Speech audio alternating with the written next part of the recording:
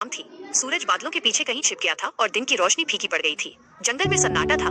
केवल हवा के चलने की सरसराहट और पत्तों पर गिरती बारिश की बूंदों की धीमी गूंज सुनाई दे रही थी। एक ऊंचे पेड़ की घनी डालियों के बीच एक छोटा सा घोंसला था, जो किसी बड़े शहर के एकांत घर जैसा लग रहा था।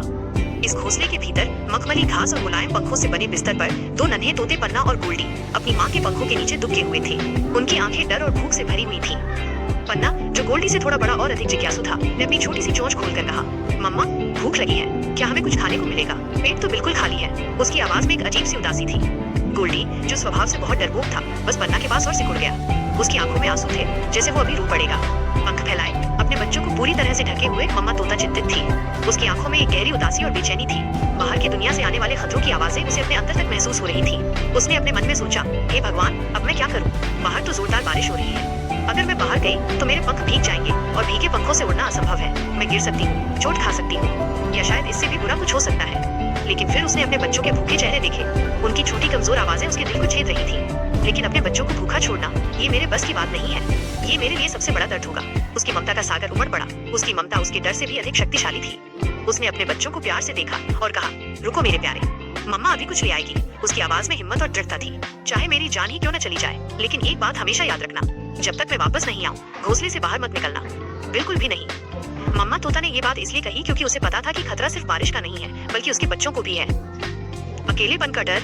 मम्मा तोता के जाते ही घोंसला एक सुनसान खतरनाक जगह बन गया। बाहर की दुनिया का शोर अब और भी भयानक लग रहा था।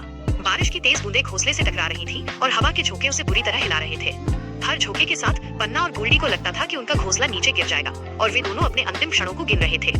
पन्ना ने बार बार सिर बाहर निकालकर देखने की कोशिश की, जैसे वो अपनी माँ के वापस आने का बेसब्री से इंतजार कर रहा हो। वो उस अकेली उम्मीद की तलाश में था, जो उस भयावह रात में उसे जिंदा रहने की हिम्मत दे रही थी।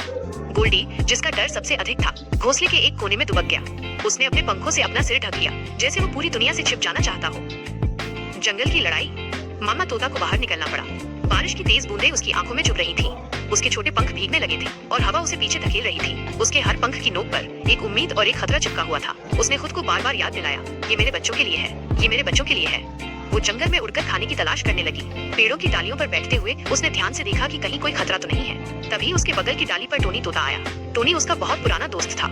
टोनी ने पूछा, अरे बहन, तुम यहाँ इतनी बारिश में, बच्चों को अकेला छोड़कर? मम्मा तोता ने गहरी सांस ली और कहा, टोनी भाई, मेरे पंख गीले हो रहे हैं, मैं ठीक से उड़ नहीं पा रही। क्या करूं? मेरे बच्चे भूखे हैं। टोनी ने उसे हिम्मत दी। कल का मामला याद है? एक बाघिनी घोंसले के पास आई थी। बच्चों को खतरा था। अब भी सावधान रहो, मैं तुम्हारे साथ हूँ। मम्मा तोता ने टोनी को धन्यवाद दिया। उसकी हिम्मत देखकर मम्मा तोता को लगा कि वो अकेली नहीं है। उसके लिए एक और व्यक्ति है जो उसकी परवाह करता है। बुद्धि और साहस। मम्मा तोता अब खतरे से जूझ रही थी। भूख और ठंड के अलावा उसे जंगल में शिकारी पक्षियों से भी बचना था। तभी दो शिकारी पक्षी उसका रास्ता रोकने के लिए आए। उनके पंख मजबूत थे और उनकी आंखें शिकार की तलाश में चमक रही थीं। मम्मा तोता को पता था कि वो अपनी ताकत से उनका मुकाबला नहीं कर सकती, इसलिए उसने अपनी बुद्धि का इस्तेमाल किया। उसने सोचा, आज मैं बल से नहीं बल्कि दिमाग से काम लूंगी। उसने दोनों शिकारी पक्षियों से कहा, तुम दोनों बहादुर शिकारी हो, लेकिन तुम दोनों में से जो सबसे ताकतवर होगा वही मुझे खा पाएगा। अब दिखाओ अपनी ताकत। दोनों शिकारी पक्षी एक दूसरे से भिड़ गए। मम्मा तोता ने इस मौके का फायदा उठाया और तेजी से अपने बच्चों की ओर उड़ गई। उसने महसूस किया कि उसकी जीत सिर्फ ताकत से नहीं बल्कि उसकी बुद्धि और साहस से हुई है। बच्चों से पुनर्मिलन। जब वो वापस लौटी तो उसने देखा कि पन्ना और गोल्डी घोंसले में कांप रहे थे। बारिश थम चुकी थी, लेकिन उनके दिल में डर अभी भी था। तभी मम्मा की पहचान वाली गंध आई। मम्मा, तुम आ गई। दोनों चिल्लाए और मम्मा तोता के पंखों में सिमट गए। मम्मा ने बच्चों को प्यार से गले लगाया और कहा, अब तुम दोनों सुरक्षित हो, डर मत करो, तुम्हारी भूख भी मिट जाएगी। उसने इकट्ठा किए हुए गेहूं और बीज निकाले और पन्ना और गोल्डी को खिलाए। खाना खाकर बच्चों के चेहरे पर सुकून और खुशी की मुस्कान थी। नई चुनौती। अगली सुबह धूप की किरणें घोंसले में आ रही थीं। सब कुछ शांत और सामान्य था, लेकिन मम्मा ने देखा कि पन्ना अभी भी थोड़ा थका हुआ था। ओ बेटा, क्या हुआ? पन्ना ने कहा, मम्मा, बहुत गर्मी लग रही है, बुखार जैसा महसूस हो रहा है। मम्मा तोता को एक और नई चिंता ने घेर लिया। उसने तुरंत टोनी से मदद मांगी। टोनी ने उसे बताया कि जंगल के उस पार डॉक्टर चिंटू रहते हैं, जो बहुत समझदार और दयालु हैं। मम्मा तुरंत बच्चों को लेकर डॉक्टर के पास पहुंची। डॉक्टर ने बच्चों की जांच की और कहा, ये साधारण बुखार नहीं, ये वायरल है। दवा से हालत सुधर सकती है, लेकिन शरीर की ताकत भी जरूरी है। मम्मा तोता को लगा कि अब वो अकेली नहीं है, उसके साथ भगवान और उसकी ममता है। उसने बच्चों को अपनी छाती से लगाकर प्यार और सुरक्षा दी। पन्ना और गोल्डी का नया सफर। डॉक्टर से सलाह और दवा लेने के बाद मम्मा तोता ने अपने बच्चों को एक शांत शिखर पर ले जाकर प्रार्थना की।